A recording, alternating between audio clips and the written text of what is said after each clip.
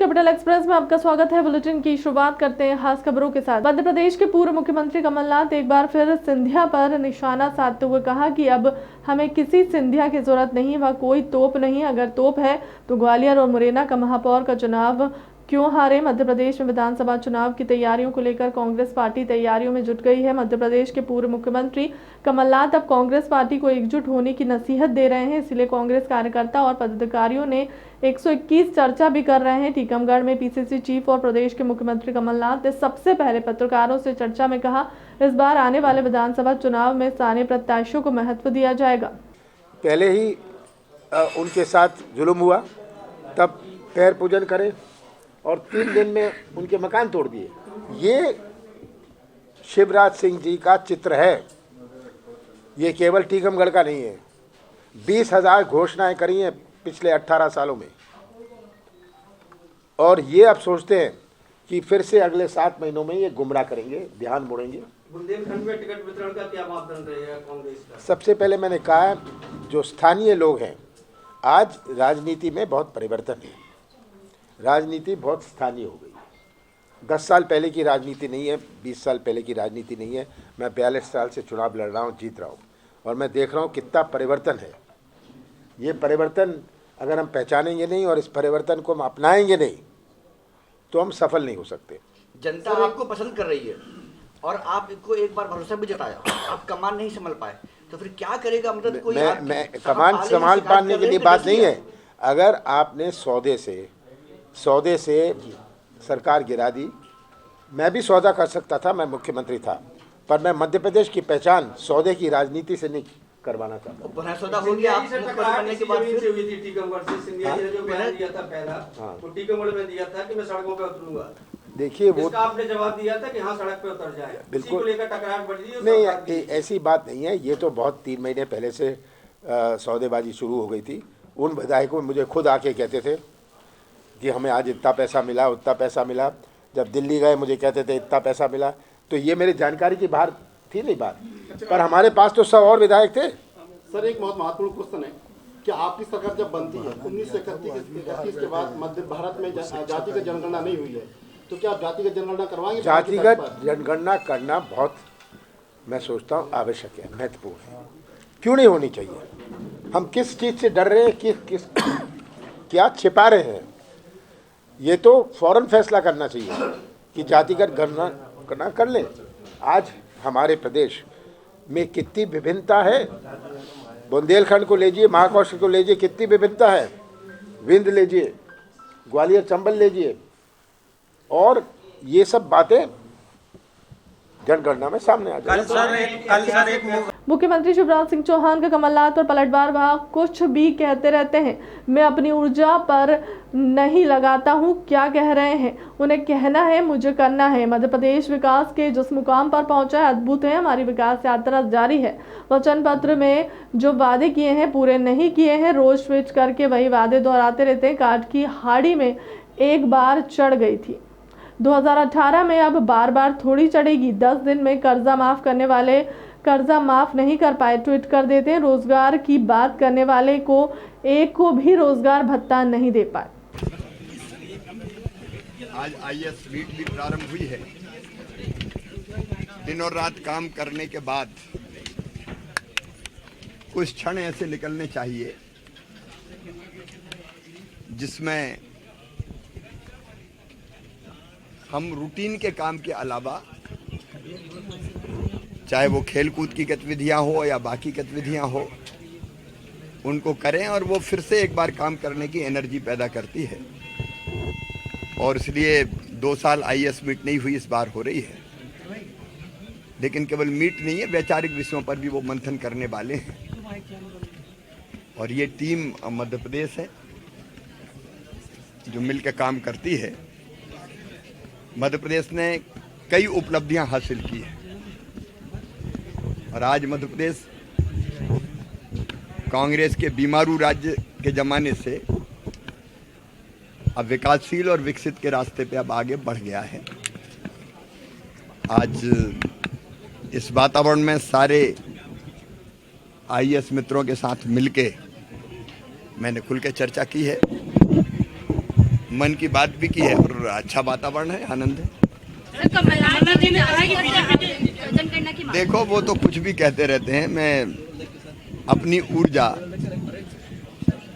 वो क्या कह रहे हैं इस पे नहीं लगाता, क्योंकि उन्हें कहना है करना मुझे है। मध्य प्रदेश विकास के जिस मुकाम पे पहुंचा है, अद्भुत है। हमारी विकास यात्रा जारी है, लेकिन वो जो सरकार में रहते हुए वादे जो उन्होंने किए थे वचन पत्र में, वो कोई पूरा किया नहीं। अब फिर रोज ट्वीट करके वही वादे दोहराते रहते हैं। काठ की हंडी है कांग्रेस, एक बार चढ़ गई थी 18 में, अब बार बार थोड़ी चढ़ेगी। अब 10 दिन में कर्जा माफ करने वाले कर्जा माफ नहीं कर पाए, अब फिर ट्वीट कर देते हैं कि कर देंगे। रोजगार की बात किस मुंह से करते हैं? कमलनाथ बेरोजगारी भत्ता कह के बदल गए, एक बच्चे को बेरोजगारी भत्ता नहीं दिया। समूहों का कर्जा माफ करने का वादा किया था, एक का माफ नहीं किया। अब ट्विटर पे कुछ भी कह देना, उससे प्रदेश का भी भला नहीं है और जनता का भला भी नहीं, कांग्रेस का भी भला। सर, कमलनाथ जी कह रहे हैं कि बीजेपी संगठन से हमारी लड़ाई।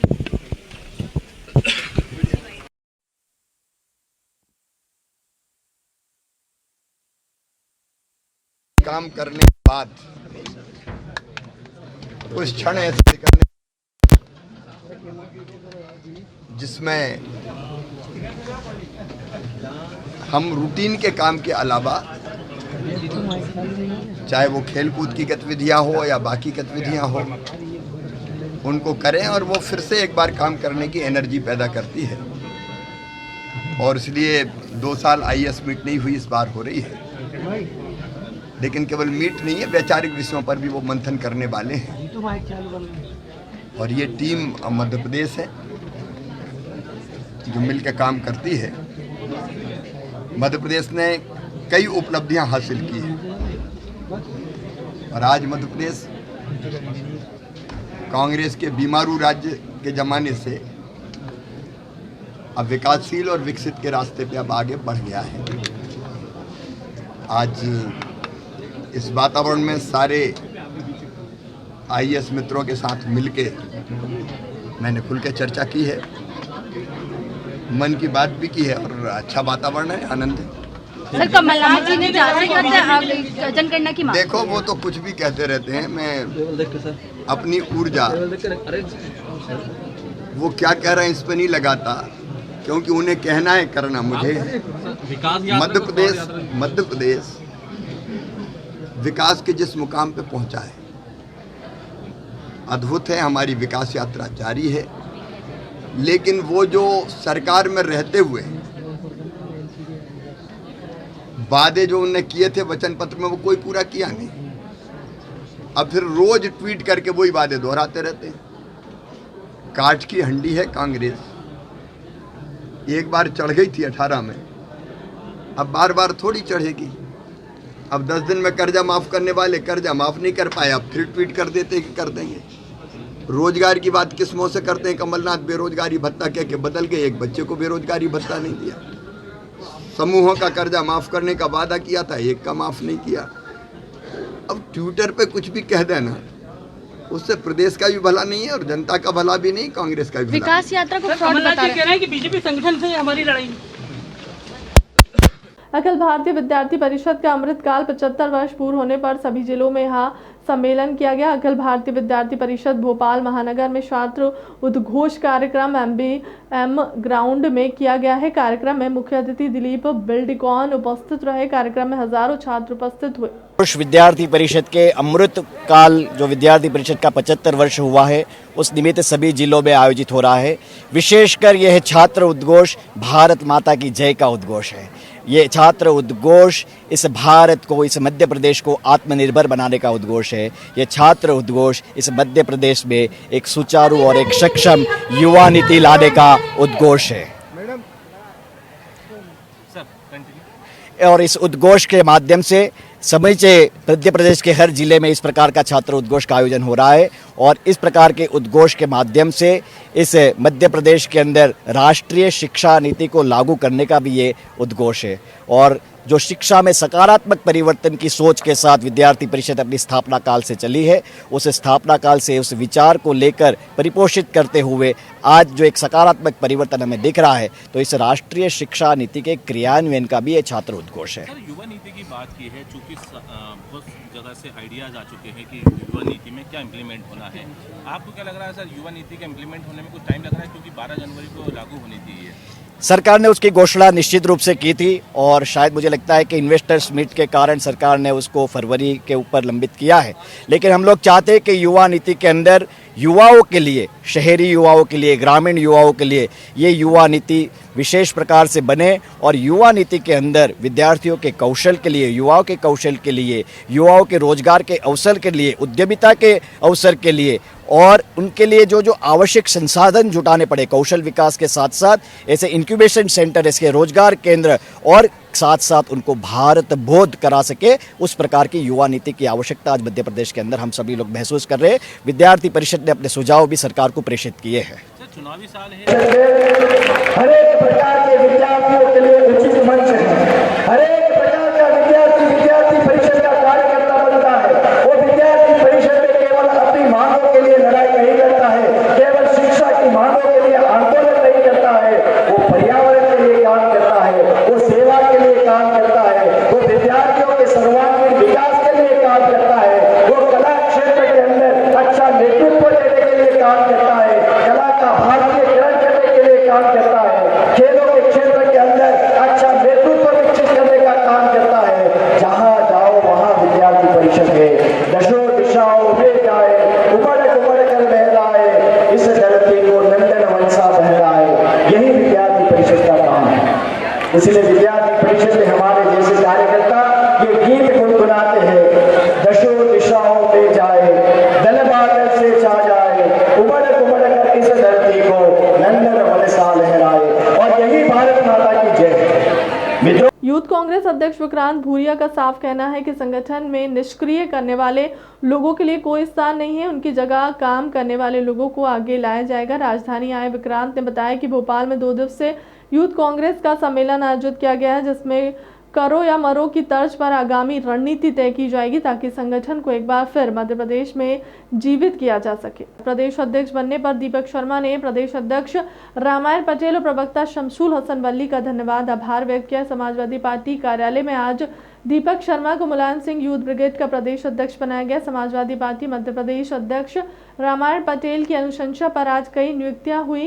कार्यालय में दीपक शर्मा ने मुलायम सिंह यूथ ब्रिगेड का अध्यक्ष बनने का सभी का आभार जताया। प्रदेश प्रवक्ता शमशुल हसन वल्ली ने बताया कि पार्टी की नीति से प्रेरित होकर लगातार सदस्यता अभियान जोरों शोरों से चल रहा है। बड़ी जिम्मेदारी से कार्यकर्ता कार्य कर रहे हैं। भाजपा सरकार की जन विरोधी नीतियों को जन जन तक पहुंचा रहे हैं हम सभी मिलकर। कौन कौन से मोर्चों में गठन किया गया है, किसको नीतियाँ की गई, तो कितनी नीतियाँ ऐसी बता दीजिए। समाजवादी पार्टी के जो फ्रंटल नियुक्तियाँ हैं वो सभी कर दी गई हैं, इसमें से विभिन्न जगहों से, विभिन्न जिलों से हमारे प्रदेश अध्यक्ष बनाए गए हैं, जैसे मजदूर सभा, महिला मोर्चा, चिकित्सा संघ और मुलायम सिंह यूथ ब्रिगेड। उनके साथ हमने 3 सहप्रवक्ता भी आज नियुक्त किए हैं, जो कि ब्रज बिहारी तिवारी जी सागर से हैं, संजय सिंह यादव जी ग्वालियर से हैं और राकेश कुमार सिंह पूर्व एडीजे कटनी से। इस प्रकार पार्टी और संगठन को गति देने के लिए हमने ये नियुक्तियाँ कर दी हैं और सभी को ये सूचित किया है कि आप सब लोग अपनी अपनी विंग तैयार करके अच्छी संगठन को मजबूत करें, क्योंकि चुनाव बहुत नज़दीक है और हम चुनावी तैयारी शुरू कर दी है मध्य प्रदेश के लिए। इन सबको लेकर कोई बड़ी बैठक भी क्या आयोजित होने वाली है क्या? अभी अब आपने मोर्चों का भी गठन करके नियुक्तियाँ भी कर दी हैं। अभी प्रमुख लोगों की बैठक अगले माह फरवरी में होगी, क्योंकि अभी हमारा धरना प्रदर्शन कल था और अभी बैठक भी 30 तारीख को हो चुकी है, 30 दिसंबर को। इसलिए अगली रणनीति के लिए हमारी बैठक फरवरी में होगी और फरवरी में अब चुनावी गतिविधियों के बारे में निर्णय लिया जाएगा कि हमको चुनाव का संचालन किस ढंग से संभाग वाइज, जिला वाइज और विधानसभा वाइज चालू करना है। तो उन गतिविधियों के बारे में हम अगले महीने बैठक करके और निर्णय लेंगे। सर लगातार पार्टी का जनरल बढ़ता जा रहा है। आज युवा प्रोजेक्ट जो अध्यक्ष भी नियुक्त कर दिया है, क्या लगता है 2023 में समाजवादी पार्टी सरकार बनाएगी? मतलब क्यों नहीं बनेगी? क्यों सरकार नहीं बनेगी? यहाँ खरीदने और बेचने वाली सरकार नहीं दे रहे हैं हम लोग। हम मध्य प्रदेश में स्थायी सरकार देंगे। स्थायी सरकार जनहित मुद्दों को लेके, स्वास्थ्य को लेके, शिक्षा को लेके हम सड़कों पर संघर्ष कर रहे हैं। क्यों नहीं बनेगी हमारी सरकार? आज मध्य प्रदेश में तीसरे विकल्प के रूप में मध्य प्रदेश समाजवादी पार्टी को देखा जाने लगा है।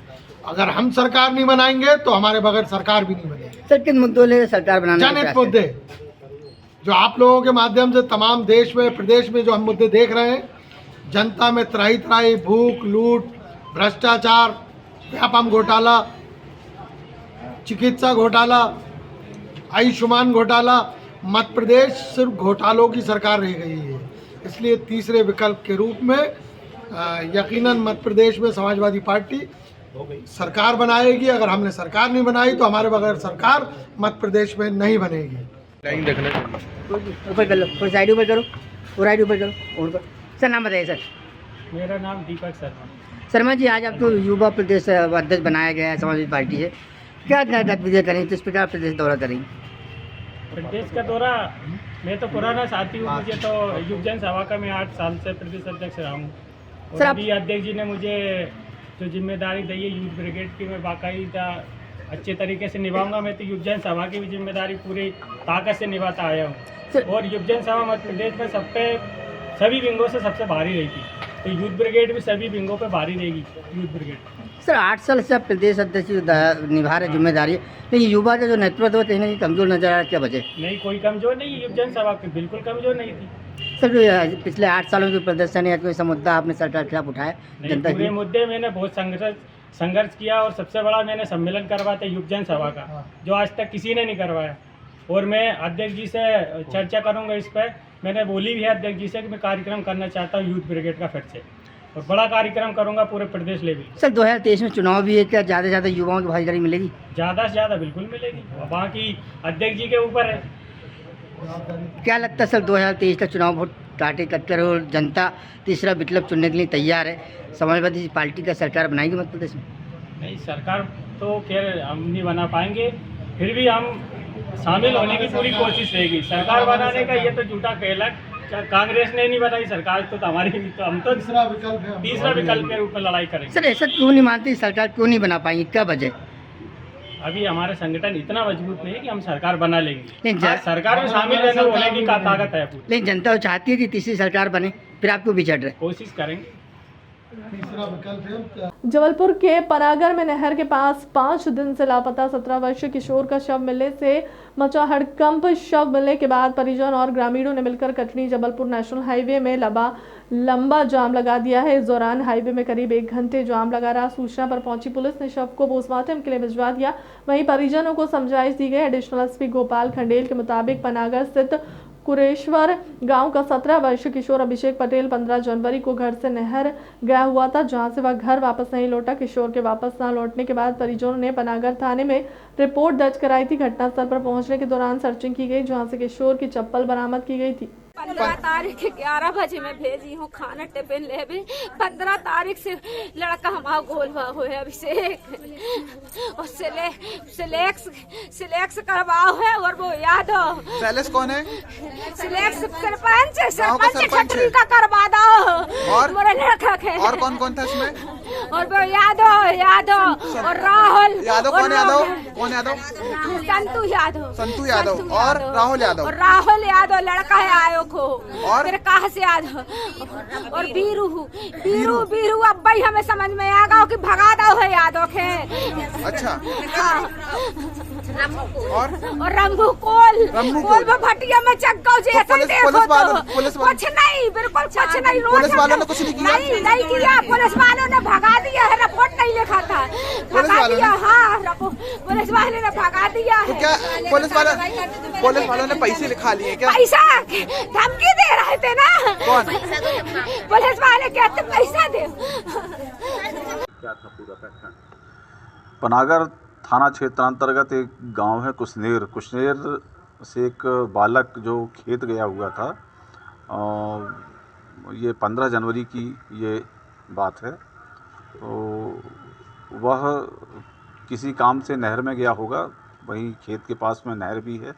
नहर में वो संभवतः डूब गया था और कुछ समय के पश्चात जब उसके घर के लोग खेत में गए तो देखे कि वो नहीं था, किंतु नहर के पास उसकी चप्पल उतरी हुई पाई गई थी। तो इस आधार पर उन्होंने एक रिपोर्ट थाना पनागर में दर्ज कराई थी। उसमें अपराध पंजीबद्ध किया गया था, धारा 363 आईपीसी का। लगातार सर्चिंग की जा रही थी। आज उक्त बालक की डेड बॉडी नहर में ही आगे पाई गई है और उसमें पोस्टमार्टम के लिए डेड बॉडी भेज दी गई है। ये अनुसंधान में कंटिन्यू चल रहा है। अब ये पोस्टमार्टम से पता चल सकेगा कि उसकी मृत्यु कैसे हुई। और इस घटना को लेकर के ग्राम कुशनेर के कुछ लोग और कुछ महिलाएं हाईवे में बैठ गए थे, जिस वजह से कुछ समय के लिए यातायात बाधित हुआ। उनको समझाइश दी गई। समझाइश देने के बाद सभी लोग हाईवे से बाहर आ गए थे और फिर अपने गांव चले गए।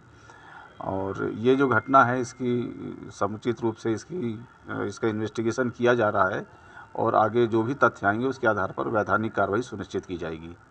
बालाघाट जिले की वेनगंगा नदी में एक 35 वर्षीय व्यक्ति ने कल रात से कूदकर जान दे दी। बताया जा रहा है कि व्यक्ति फोन में बात करते हुए जा रहा था और अचानक उसे नदी में छलांग लगा दी। वहां से गुजर रहे लोगों ने इस बात की जानकारी दी कि जिसके बाद होमगार्ड सैनिकों द्वारा रात के समय नदी में शव को ढूंढा गया, लेकिन रात के अंधेरे में शव नहीं मिला। जिसके बाद आज सुबह 7 बजे से रेस्क्यू ऑपरेशन चलाया गया। 5 घंटे की कड़ी मशक्कत के बाद शव को बाहर निकाला गया। मृतक की पहचान वासुदेव पटेल पितामृत पटेल उम्र 35 वर्ष के रूप में की गई है। सूत्रों की माने तो मृतक की पहले से ही 2 बेटियां थी और कल शायद उसकी पत्नी ने 2 और जुड़वा बेटियों को जन्म दिया। सर, आपका पूरा परिचय दीजिए। मैं सहायक उप निरीक्षक महेश कुमार उइके, होमगार्ड बालाघाट। कल 18/1/23 को शाम 1900 बजे सूचना प्राप्त हुई कि बैनगंगा नदी में एक व्यक्ति पुल से कूद गए हैं, जहां पर हमारी रेस्क्यू टीम तुरंत रवाना होकर बैनगंगा नदी पहुंचकर रेस्क्यू कार्य किए। 2 घंटे की कड़ी मेहनत के फलस्वरूप बॉडी प्राप्त नहीं हो पाई थी। रात अंधेरा होने की वजह से हमें लौटना पड़ा और आज प्रातः हम सुबह 7 बजे से सीएसपी महोदय के निर्देशानुसार यहाँ रेस्क्यू कार्य करते रहे, जो अभी लगभग 5 घंटे की कड़ी मेहनत के उपरांत 100 प्राप्त कर लिया गया है और बॉडी बाहर निकाल ली गई है। कहाँ का निवासी है, क्या पता चला? परिवारजन से ज्ञात हुआ कि मृतक जो है वासुदेव पटले, पिता अमृतलाल पटले, उम्र लगभग 35 वर्ष, जो पुणे के निवासी हैं। सर, क्या कारण समझ आ रहा है? कहना है कुछ लोग बोलते पहले 2 बेटी थी, कल जुड़वा 2 बेटी होगी, इसका सेट के लिए क्या बात नहीं समझ आई?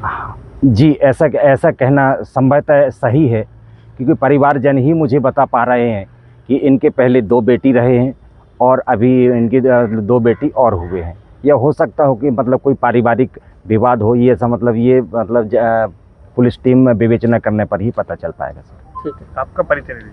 सर, मैं सहायक उप निरीक्षक महेश कुमार उइके, होमगार्ड बालाघाट।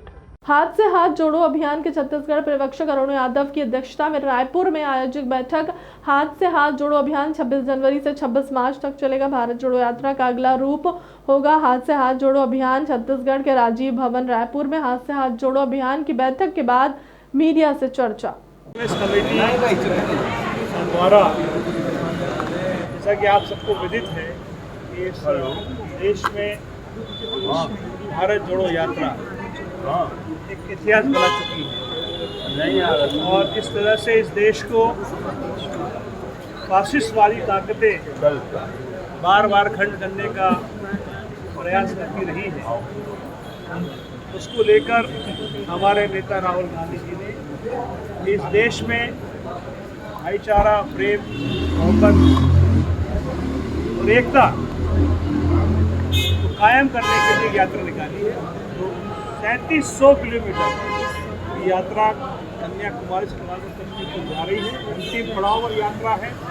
30 तारीख को यात्रा का समापन है और विश्व के इतिहास में इतनी बड़ी यात्रा करने वाला एकमात्र शख्स है जिसका नाम राहुल गांधी है। भारत जोड़ो यात्रा के बाद द्वितीय चरण में समूचे देश भर में अखिल भारतीय कांग्रेस कमेटी के अध्यक्ष आदरणीय खड़गे जी के निर्देश पर, सोनिया जी, राहुल जी, प्रियंका जी के निर्देश पर हाथ से हाथ जोड़ो अभियान, सघन जनसंपर्क अभियान समूचे देश भर के गांव के अंतिम व्यक्ति को जोड़ने का अभियान कांग्रेस पार्टी 26 जनवरी को समूचे देश में शुरू करेगी। इसी संदर्भ में आज आदरणीय मोहन काम जी के नेतृत्व में छत्तीसगढ़ के प्रभारियों, जिला अध्यक्षों, कार्यकारिणी के लोगों की, संगठन के लोगों की विशेष बैठक वहाँ पर की गई, जिसमें हम सब ने ये निर्णय लिया, ये संकल्प लिया है कि छत्तीसगढ़ सरकार के कामों को लेकर ऐतिहासिक काम छत्तीसगढ़ की सरकार ने भूपेश बघेल जी के नेतृत्व में पिछले 4.5 साल तक इस प्रदेश में किए हैं और ऐसे अनेक निर्णय सरकार ने लिए हैं जो आज एक इतिहास बना रहे हैं। यात्रा 26 जनवरी को शुरू होगी। प्रदेश के ब्लॉक स्तर और ये यात्रा ब्लॉक कांग्रेस कमेटी के अध्यक्ष, जिला कांग्रेस कमेटी के अध्यक्ष, जिले के प्रभारी, विधायक साथी, मंत्री साथी, सब लोग सामूहिक रूप से इस यात्रा को करेंगे। और इस यात्रा का विशेष जो हमारा आयोजन है वो ये है कि हम यात्रा के दरमियान हर दिन 10, 12, 15 किलोमीटर जैसा भी सिचुएशन वहाँ की होगी उसको हम उस यात्रा के दरमियान उस एरिया के इलाके को कवर करेंगे। गाँव में जाएंगे, गांव के वरिष्ठ नेताओं का सम्मान होगा, गाँव में हर घर में दस्तक देंगे, अपना हमारे कार्यक्रम के बारे में बताएंगे, लिफलेट देंगे, पैम्पलेट देंगे और गांव के लोगों से सघन घर घर जाकर दस्तक देने का प्रोग्राम हाथ से हाथ जोड़ो कार्यक्रम के अंतर्गत होगा और इसी संदर्भ में आज ये बैठक सुरक्षित। अब तक की खबर में इतना ही। बने रहे हमारे चैनल के साथ। नमस्कार।